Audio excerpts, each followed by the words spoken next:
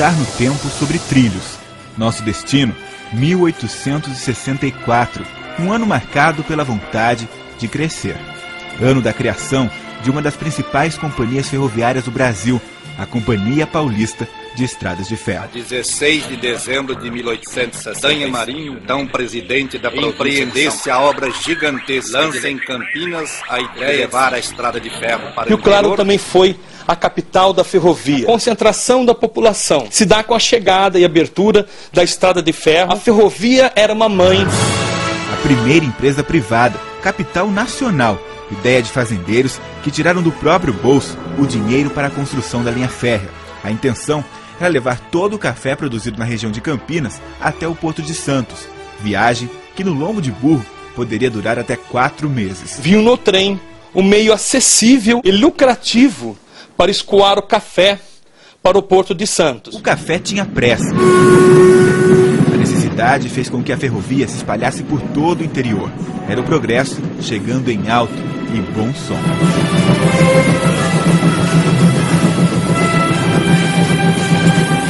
As ferrovias redefiniram a paisagem urbana e rural brasileira. Sublinharam com trilhos a presença de pessoas, onde antes a natureza reinava soberana. Em Rio Claro, a ferrovia chegou em 1876 e transformou a cidade em um dos principais polos ferroviários da região. A oficina da Companhia Paulista, tão importante na manutenção dos carros e vagões, foi construída no município.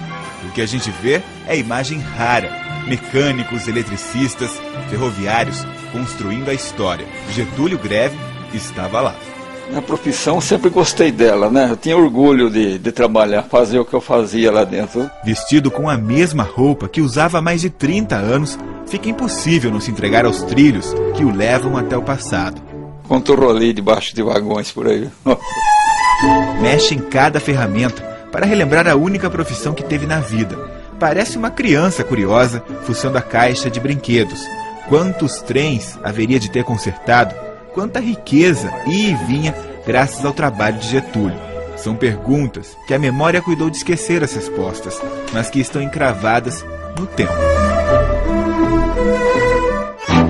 Se a grande quantidade de carga transportada impressionava, afinal, a essa altura, São Paulo era o principal produtor nacional de café, o que dizer sobre o número de pessoas que circulavam pelos 78 trens que chegavam e partiam da estação todos os dias. A ferrovia, que leva quase tudo embora, também sabe recompensar.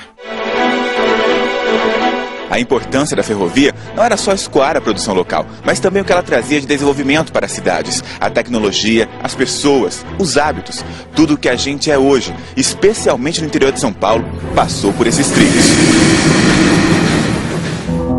A relação com o tempo era outra. Imagine só, o trajeto Campinas-Jundiaí, por exemplo, demorava 4 horas. Um luxo para a época, que se estendia aos próprios carros, restaurantes, louça fina, madeiras nobres. Nos assentos, gente elegante e importante. Fazendeiros tinham lugares reservados, só deles, mas para embarcar... Até o presidente da empresa respeitava o chefe do trem. Valterci era chefe de trem, cargo que o enche de orgulho. Na estação, lugar que passou boa parte da vida, se emociona ao lembrar das folgas no bar, dos companheiros de trabalho, da família que construiu junto à linha férrea. Passa um filme na...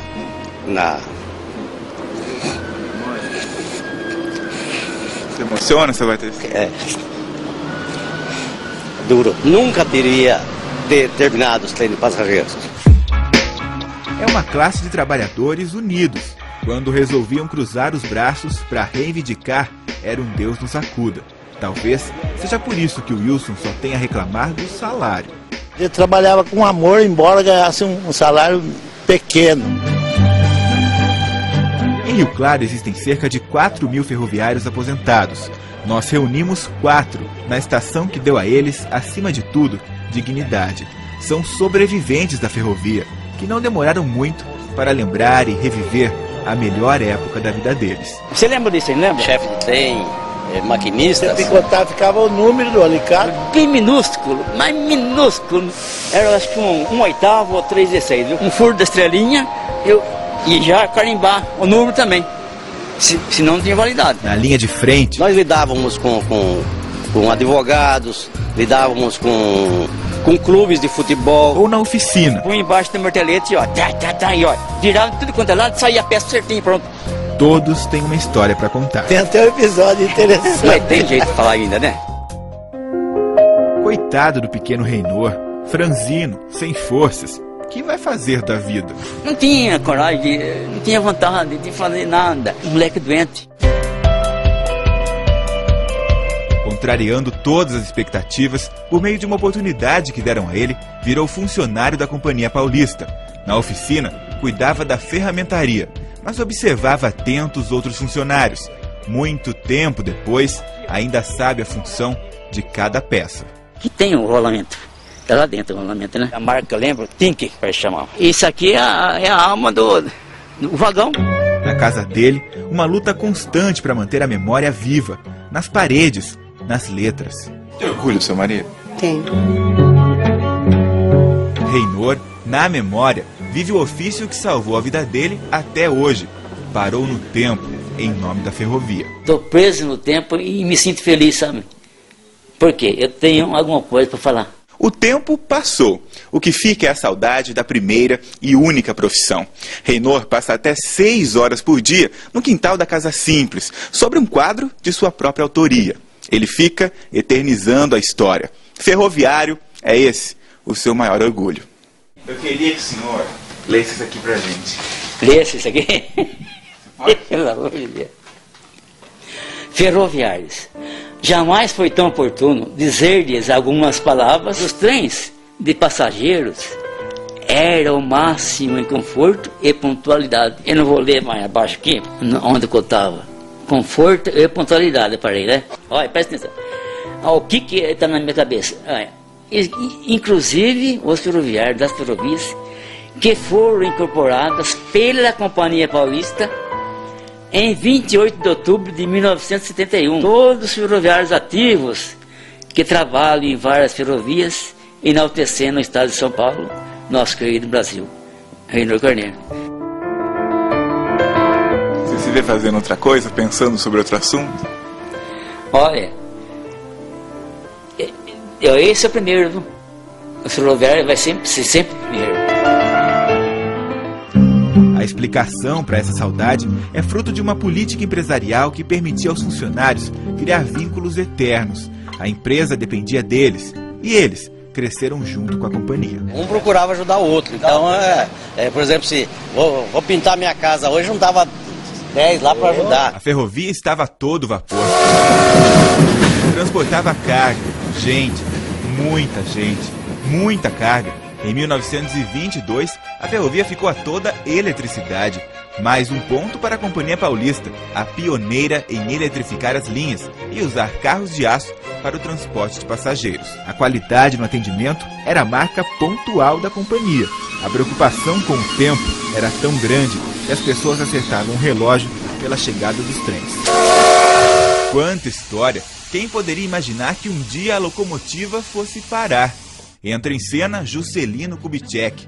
No governo de JK, até houve investimentos e compras de locomotivas a diesel, mas pesquisadores do transporte brasileiro acreditam que a administração federal não atentou para um detalhe muito importante: o material humano. A ênfase agora era no transporte rodoviário. Quanta decepção! Uma coisa muito triste, ruim. Por que o Brasil, um país desse que tem tudo, o trecho da linha, tudo pronto, não tem um trem de passageiro? Em matéria de administração, foi um fracasso. Modernizaram tanto que até acabaram. A partir daí, a história de sucesso entra em crise. Uma série de greves fez com que a empresa fosse estatizada. A qualidade foi freando nos trilhos. Empregados fiéis abandonaram a empresa. Ficou difícil controlar a multidão insatisfeita. Chegamos a 1971. A Companhia Paulista de Estradas de Ferro foi incorporada pela Ferrovia Paulista Sociedade Anônima, a FEPASA. Daí, a completa paralisação dos trens de passageiros foi na velocidade dos aviões sobre rodas, como eram chamados os trens húngaros. O fim dessa história está no texto do arquiteto e professor Ayrton Camargo da Silva. De fato, fui usuário do húngaro durante algum tempo, e o tempo de viagem entre São Paulo e Campinas era por volta de 1h20. Mas no final de sua carreira, cheguei a tomá-lo na Estação da Luz às 18h20 e só fui chegar em Campinas às 21h30, no mínimo. Foi em 17 de junho de 1980 que ele deixou de circular até Rio Claro, passando a ter em Campinas seu ponto terminal. No próximo bloco, nós vamos conhecer um idealizador que transformou a própria casa em museu. E ainda, a Ferrovia da Sucata, o que era sinônimo de luxo e desenvolvimento, hoje abriga lixo e descaso.